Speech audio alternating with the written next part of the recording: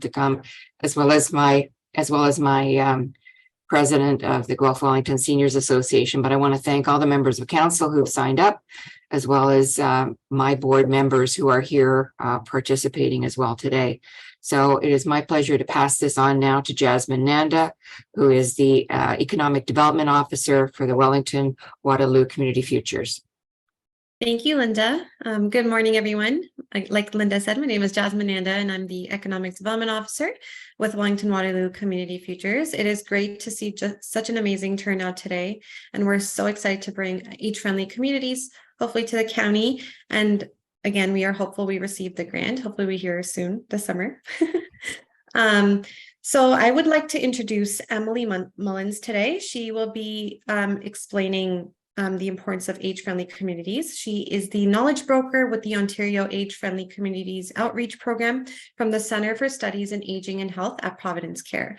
So without further ado, I'm going to let Emily take over and talk more about age-friendly communities with us. So Great. Over to you, Emily. Thank you so much, Linda and Jasmine. I'm just going to share my screen here and I'll begin the presentation. So can everyone see my screen? Good, perfect. All right, so hello everyone, and thank you for joining today. My name is Emily Mullins, and I am the knowledge broker with the Centre for Studies in Aging and Health at Providence Care, where we manage the Ontario Age-Friendly Communities Outreach Program. And I'm joining today from Kingston, Ontario, which is the traditional homeland of the Anishinaabe, the Haudenosaunee, and the Huron-Wendat, and thank these nations for their care and stewardship over this shared land. So here's an overview of what I'm going to discuss today.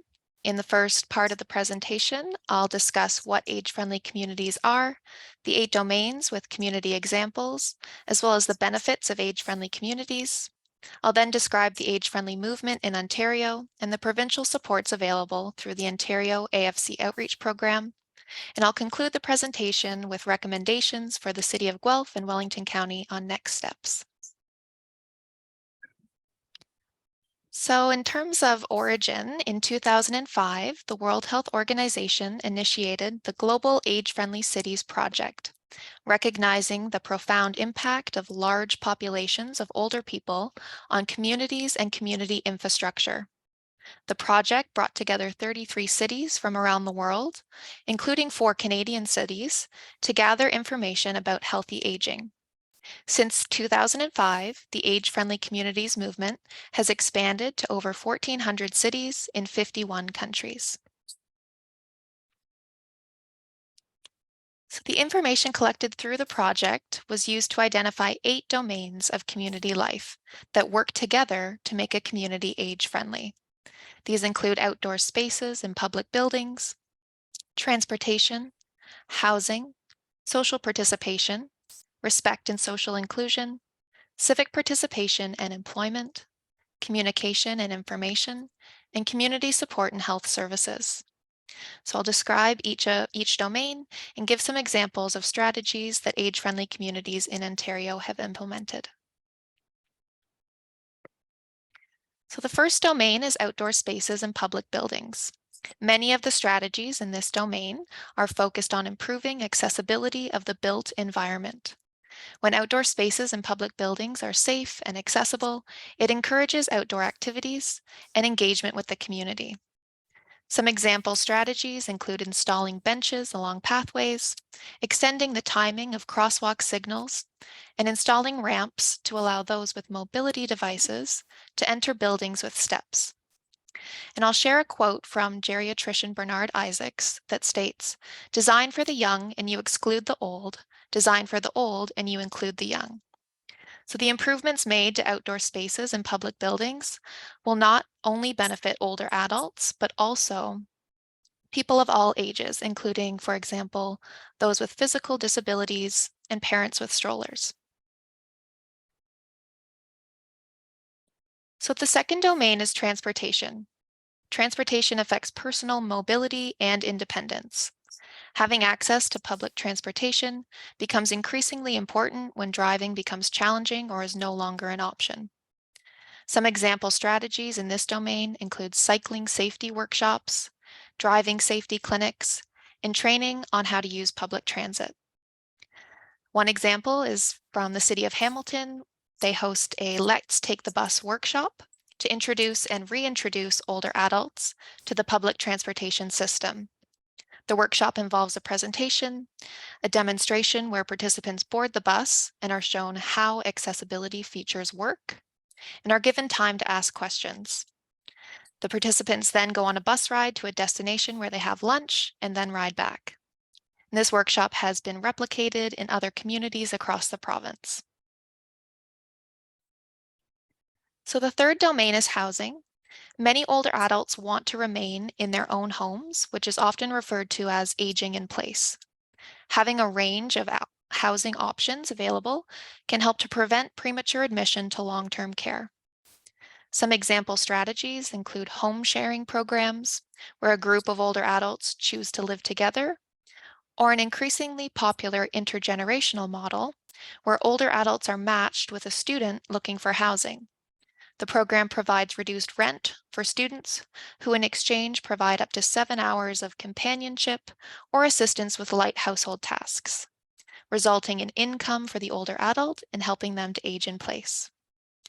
Other strategies include housing directories and home safety programs.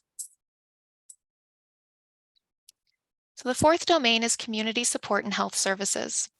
Age-friendly communities include a continuum of healthcare services, including preventative care, hospital and home care, rehabilitation, as well as palliative care.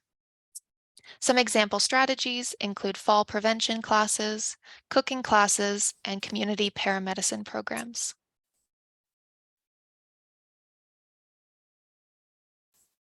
So the fifth domain is social participation, which involves the level of interaction that older adults have with other members of their community. Promoting social participation can help to prevent social isolation. Example strategies include physical activity programs, arts-based programming, and social or educational events. The sixth domain is respect and social inclusion.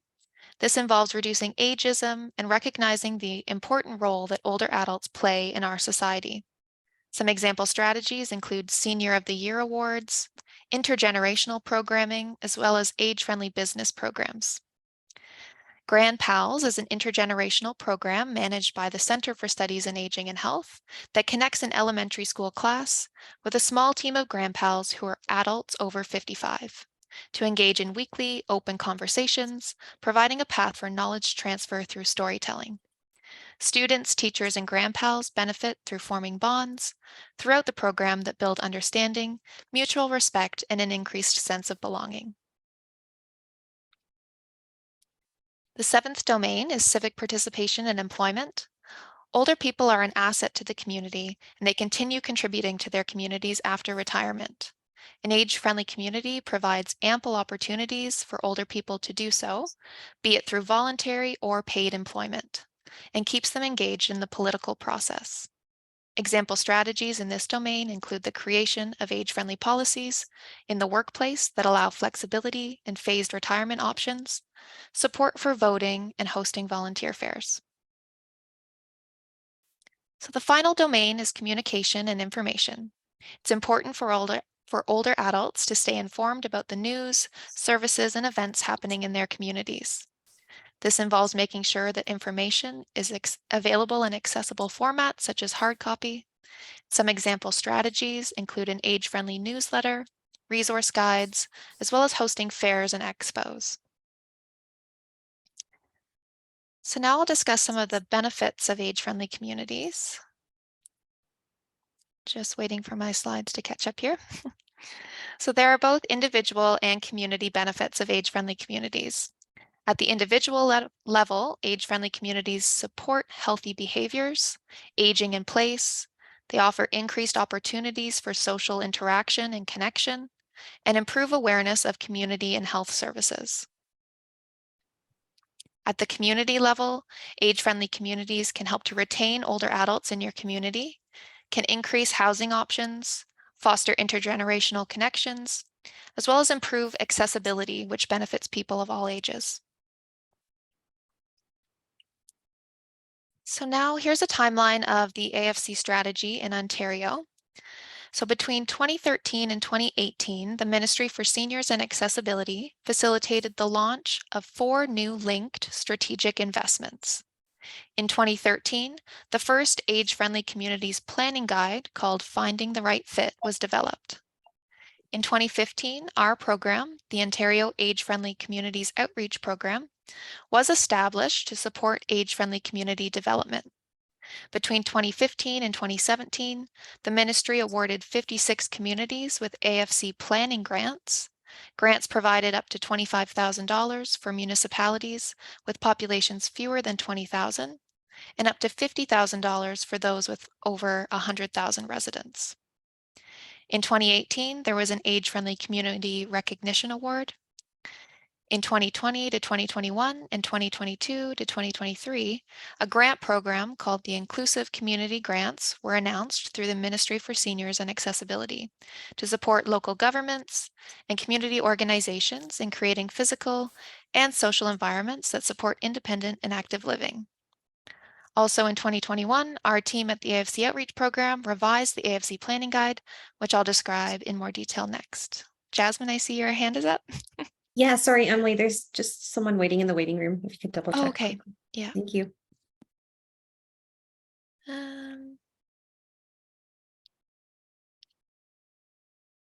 Might have to stop sharing. Not sure if I can see the participants. Oh, there we go.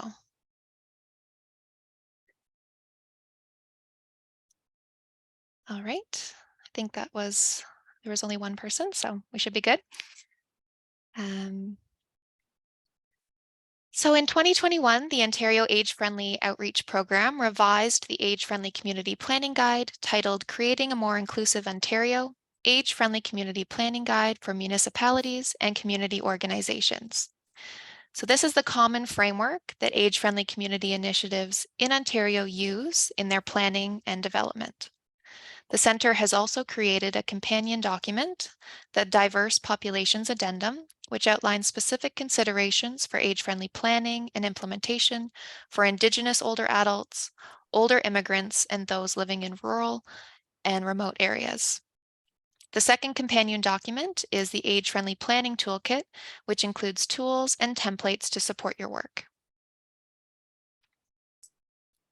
So there are 4 interconnected steps in the age-friendly planning framework, including define local principles, assess need, develop an action plan, and implement.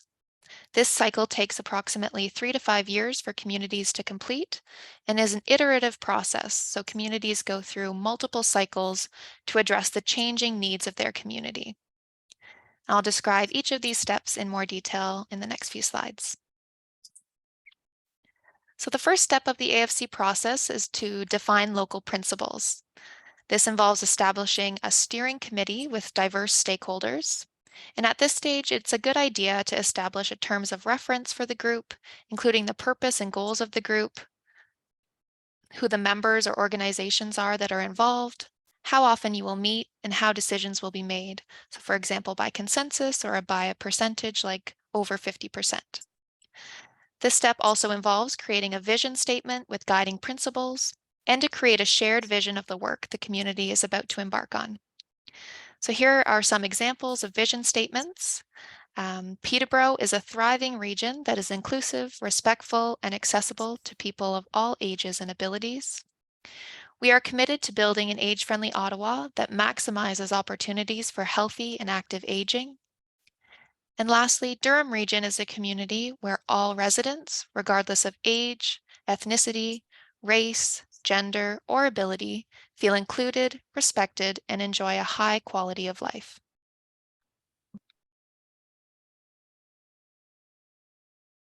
So the next step is to conduct a needs assessment to understand what the community is doing well and what areas need to be improved. This is done through surveys, interviews, and focus groups with a focus on engaging key stakeholders, including older adults, their caregivers, people with disabilities, as well as service providers. The Ontario AFC Outreach Program has a database of questions based on existing age-friendly and quality of life surveys.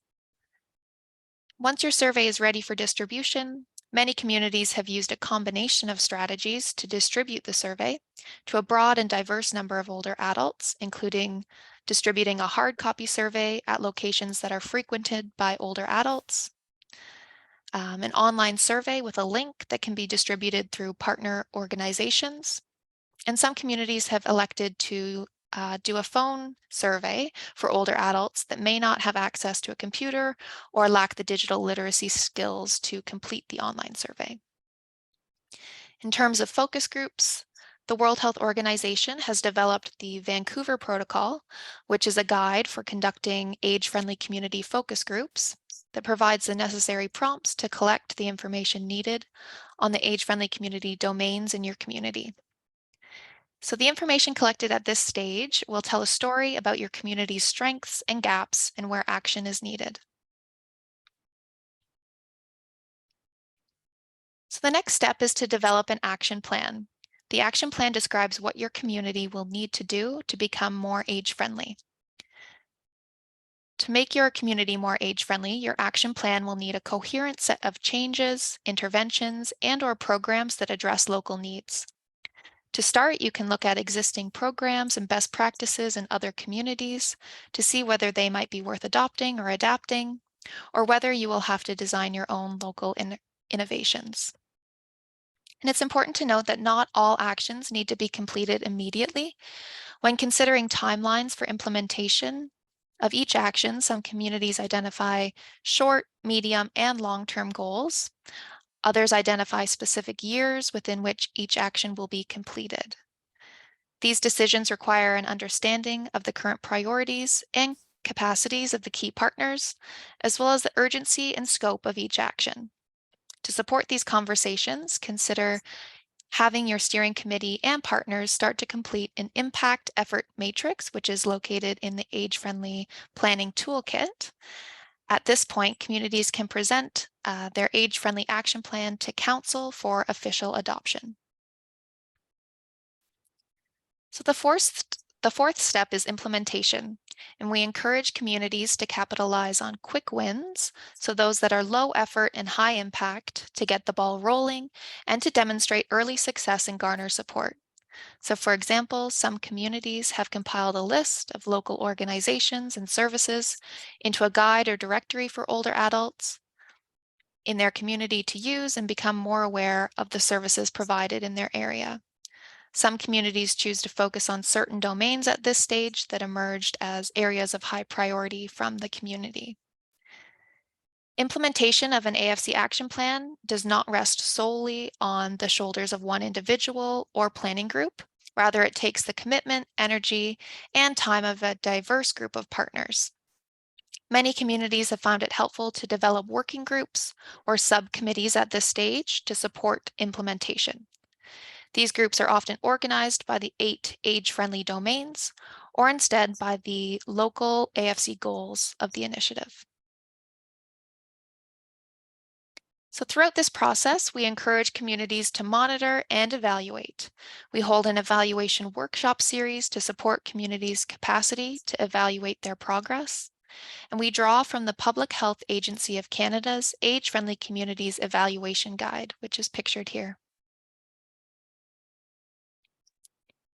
So now I'll describe the Ontario Age-Friendly Communities Outreach Program and some of our supports. So as I mentioned, the program was established in 2015 with funding from the Ministry for Seniors and Accessibility, and it's managed by the Centre for Studies in Aging and Health at Providence Care in Kingston. So the AFC Outreach Program is a provincial knowledge translation and exchange program supporting approximately 70 communities across the province in their age-friendly planning and implementation. The goals of the program are to strengthen capacity to implement, evaluate, and sustain their age-friendly activities, to increase collaboration by connecting people to people and people to resources, and raising awareness of the benefits of AFCs, their best practices, and the planning principles. So here's a list of our core facilitation strategies, including my role as the knowledge broker, our collaborative networks, monthly e-newsletter, webinars, website, interactive maps, community profiles, and our annual provincial survey. So the first strategy is my role as a knowledge broker. Communities can connect with me to ask questions, and while I don't know all the answers, I'll do my best to find them or connect them to people that may know. I also write letters of support for communities applying to funding opportunities. I make presentations to municipalities or steering committees on the benefits of age-friendly communities, and I update our website with age-friendly resources and maintain our community profiles. So for example, recently I've been working with the City of Kingston to complete a new age-friendly planning cycle, as their last action plan was developed in 2012. I've provided them with some sample job descriptions for an age-friendly coordinator position. I've linked them to other age-friendly community initiatives in the Southeast region of Ontario. And I've also provided advice and resources on how to conduct a needs assessment. So the second facilitation strategy is our collaborative networks. So we have 4 regional networks, Northern, Eastern, Central, and Southwestern, that meet every 2 months to discuss strategies, challenges, and successes surrounding age-friendly planning and implementation. So we also have presentations at those meetings as well with aligned organizations such as the Ontario Caregiver Organization, as well as Elder Abuse Prevention Ontario are some recent examples. Out of these groups, the Age-Friendly Business Working Group and the Community of Interest on Social Isolation and Loneliness have come out of the regional networks. So the Age-Friendly Business Working Group is a provincial group that meets bi-monthly to discuss age-friendly business recognition, as well as age-friendly employment best practices. There have been a number of age-friendly business recognition programs created at the local level, with many creating checklists for businesses on age-friendly best practices, including, for example, providing seating, having low noise, and wide aisles. The Community of Interest on Social Isolation and Loneliness developed from a research project called Building Connections, Promising Practices to Reduce Older Adult Social Isolation for Age-Friendly Community Initiatives. So out of this, we've created a bi-monthly newsletter with research on promising practices to reduce social isolation, and plan to host a webinar this year on how technology can be used to reduce social isolation. We send out a monthly newsletter with age-friendly events, news stories, research, funding announcements, and other resources. We also host a webinar series to showcase promising practices and hot topics relating to age-friendly communities.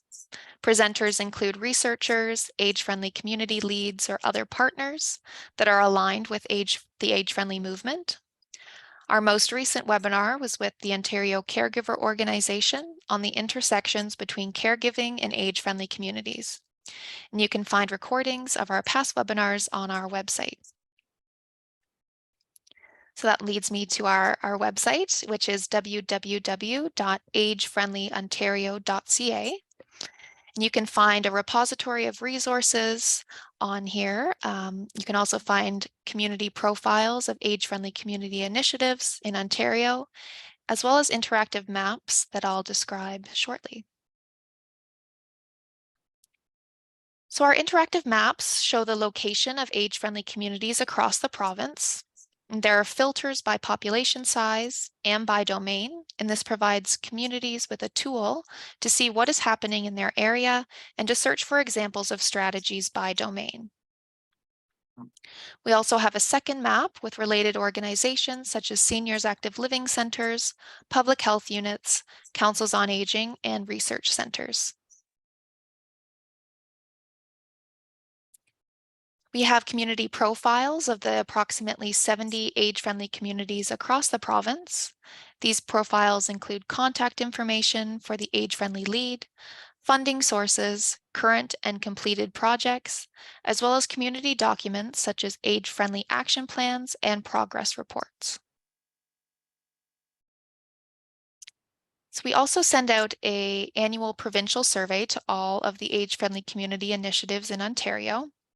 And this helps us to identify trends, including the challenges and enablers that are commonly reported among communities. and we can adjust and plan our supports around this information. It also allows us to receive feedback on the supports that we offer. We present findings back to age-friendly leads, as well as our funder, the Ministry for Seniors and Accessibility. The survey results can help local communities gain an understanding of the AFC movement in the province, can help to learn about other leadership, governance, and funding structures, and can be used in messaging to municipality and in grant applications, and can add to the local evaluation process. So I thought I would also speak to the recognition process. So communities can apply for membership to the World Health Organization Global Network for Age-Friendly Cities and Communities.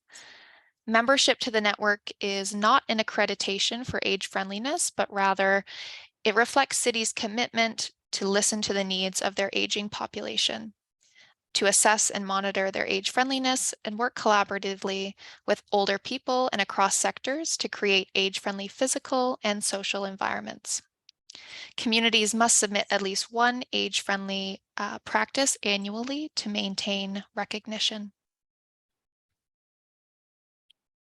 So through research, we have found the following factors to support sustainability of age-friendly community initiatives.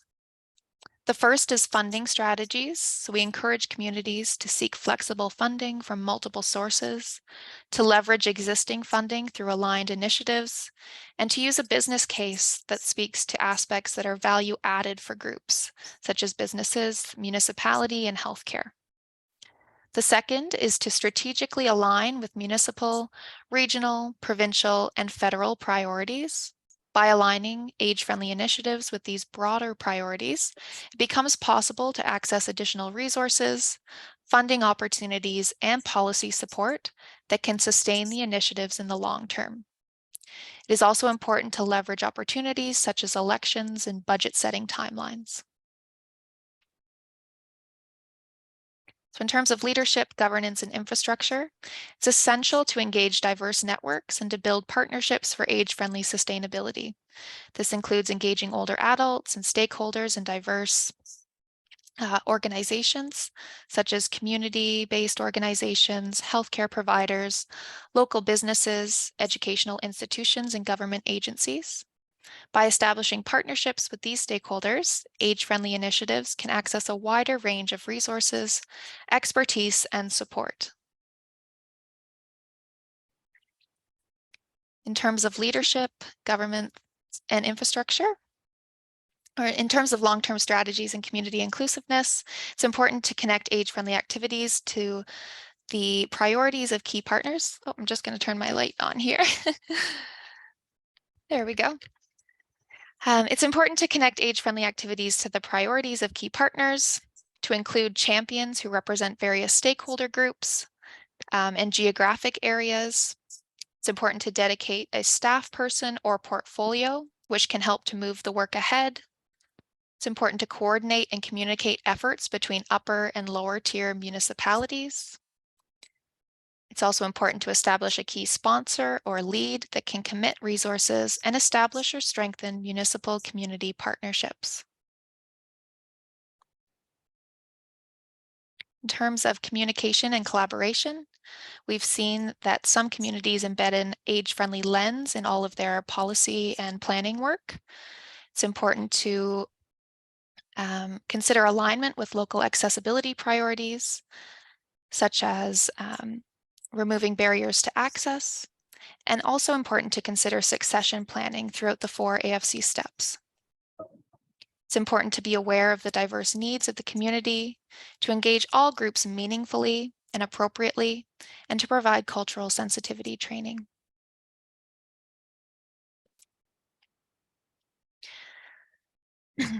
It's also important to share locally relevant messages and stories with the community, to use a broad media strategy to connect with a wide audience. It's important to consider whether you will need to provide materials and communications in other languages. And it's also important to establish bi-directional communication channels to make sure that the end user's voice is heard. We've also seen that collaboration with academics can be a great resource for communities, accessing their skills and experience in grant writing, evaluation, survey techniques, and data analysis. So in terms of next steps, the first step would be to form a steering committee. So your committee does not need to include an exhaustive list of everyone who might interact with older adults in your community, but rather the steering committee is an early gathering of people who are passionate about and interested in the inclusive and age-friendly concept. The next step would be to define roles and responsibilities of the group by creating a terms of reference, including information on the purpose and scope of your work, as well as details on how often you will meet and how decisions will be made.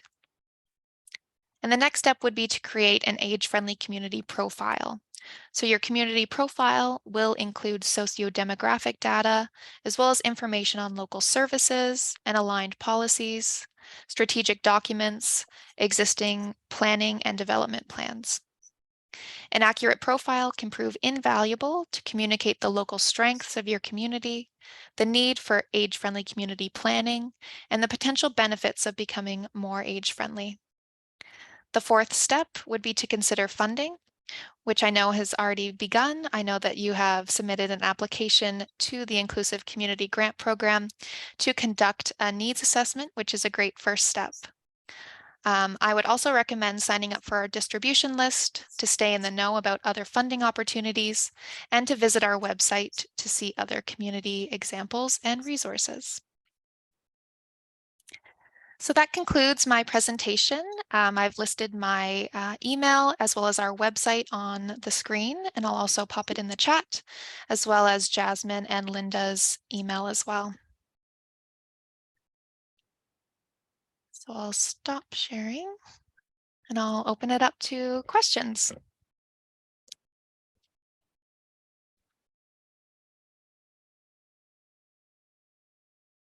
Thank you for that presentation, Emily. That was wonderful.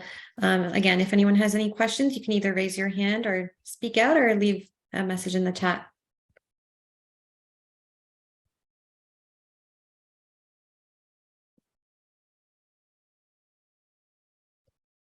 So maybe I can just jump in and let people know where we are. We put our application in April.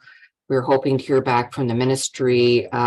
It says summer 2023, so I'm thinking in the next couple of months. And the expectation is if you do get the funding, that we would do the needs assessment between August 2023 and March 2024. So we would have to move fairly quickly. So having an event like this, where people can sign up and would be people, you would be some of the people we would reach out to in order to create that steering committee to better guide what we do going forward.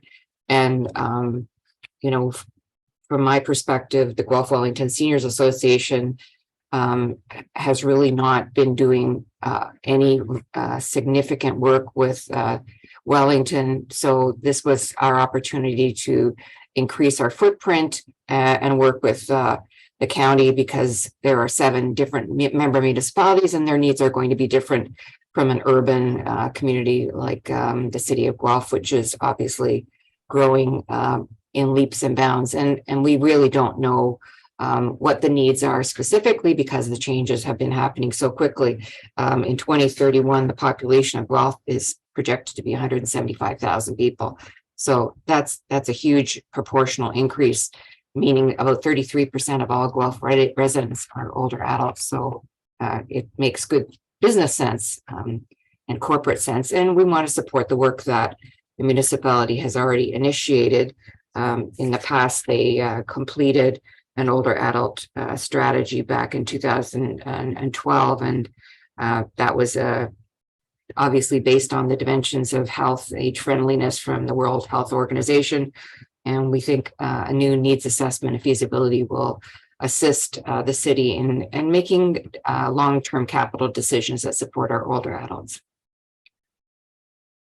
Great. Emily, we have a question from Judith, and then one from the chat, and then Phil. Perfect. Hi, it's Judith Carson speaking. I just want to know which cities have done such a tremendous, or have done a tremendous job in meeting the goals of age-friendly communities, and how they got there.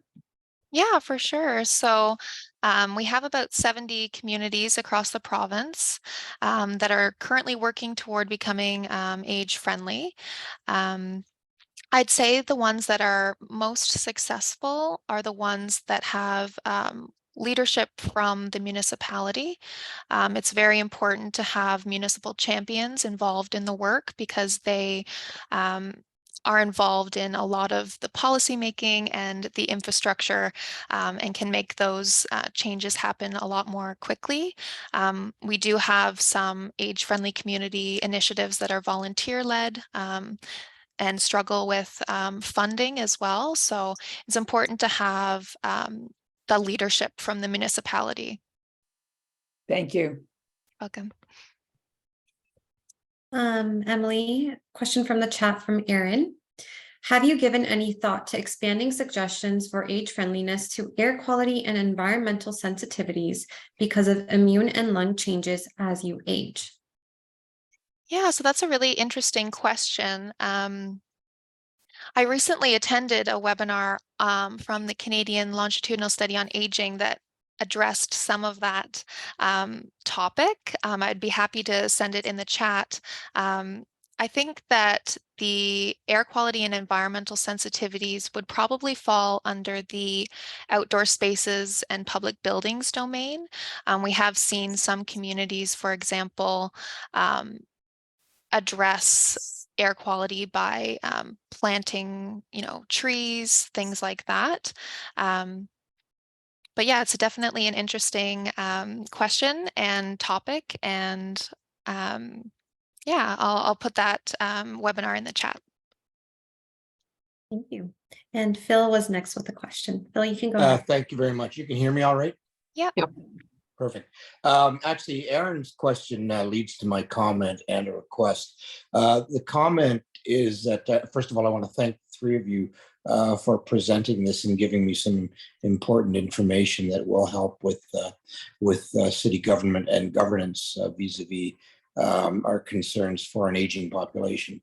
But the other issue that I think is very important that we should not lose sight of within the community is that any improvements, any programs that come forward that have the label senior or aging population really have a significant impact upon the whole of the population as well. I sent something to Linda in the chat about our deplorable sidewalks, for example, which I think are a seniors issue and a community issue. And it strikes me that every time that we benefit that, we need to recognize that there's a further value. But it also leads to something else, and that's comes from Judith's question as well. I noted the comment was that it needs leadership from the municipality. Would there be a template from these municipalities, what would I call them, the gold standard municipalities of what works and what needs improvement that our leadership within our administration could perhaps examine so that they have a rubric or a template moving forward? Yeah, for sure. So sometimes in terms of the collaboration with the municipality, sometimes a councillor will sit on the steering committee. Other times there will be development of an age-friendly advisory committee, which provides, advice to council. So I think there's a number of structures across the province, and I'd be happy to send those to you. Thank you. Thank you. Just a comment in the chat from Brianna. In Waterloo, we align our 4-year AFC strategic plan with the cities when there has been an election and a new council. Yeah, that's a great strategy, and especially with the most recent election, there has been a lot of a lot of communities that have had a lot of new faces, and so it's important that council is aware of, you know, the benefits of age-friendly communities and is aware of the process. So that's great.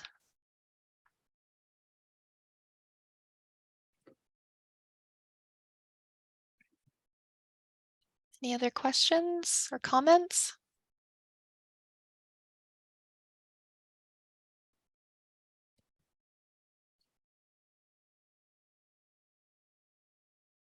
Okay, well, if there aren't any other questions or comments, I guess we can thank you all again for joining, and we hope you took some great information from this presentation today. And thank you, Emily, so much for your time and your sharing your knowledge. And again, if there's any direct questions about the grant or the project or anything related to AFCs, you can email any one of us, and we'd be happy to help. And I guess I would like to close my comments thanking Elizabeth Staples for initiating this with our board and helping the Guelph Wellington Seniors Association move forward on this particular initiative. And I would also say that even if we're not successful with this grant, this is an issue that is important to us. And we believe this new, stronger relationship with the County of Wellington is one that we're going to strengthen over time. And everybody that's on this call, I hope that you would like to still be part of our ongoing conversations. We'll keep you in the loop as to where we are with the grant and what we can do going forward. And thank you for showing up today. Appreciate it. Great. Judith? One last question. Since we're a regional group, would we try to connect to the municipalities within our region? Or should we concentrate on one, say, larger municipality to get started? The reason I ask is I'm in Guelph. I'm an older adult. I was involved with Linda's organization and on the board, etc. And I was on our age-friendly committee, but it kind of went under. Right. Because there wasn't enough support from the city. And so I'm just thinking of how you've given a very good presentation, a lot more information than we had at our time.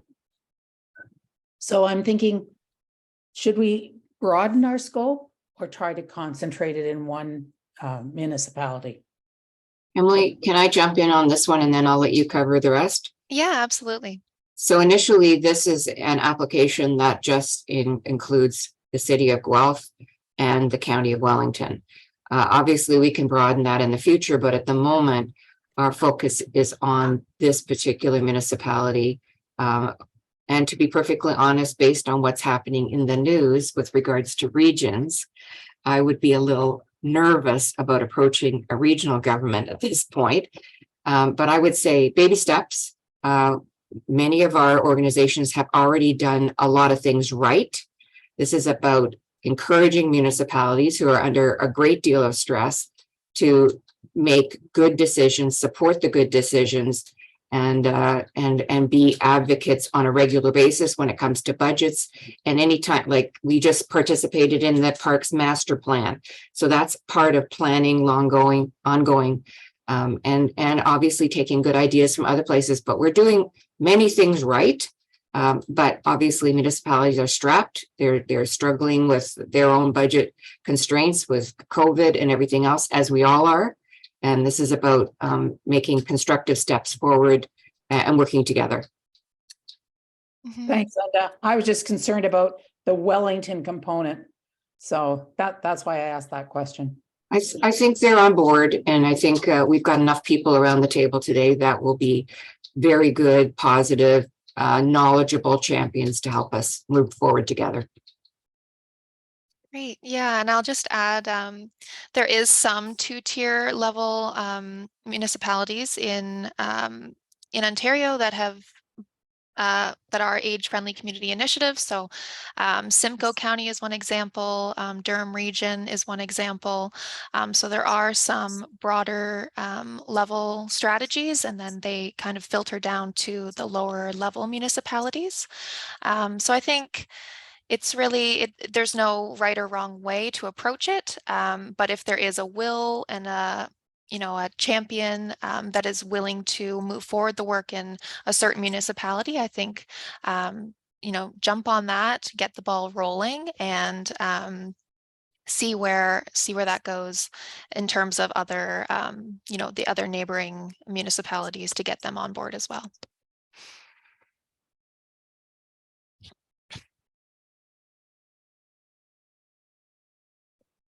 It Right. looks very positive.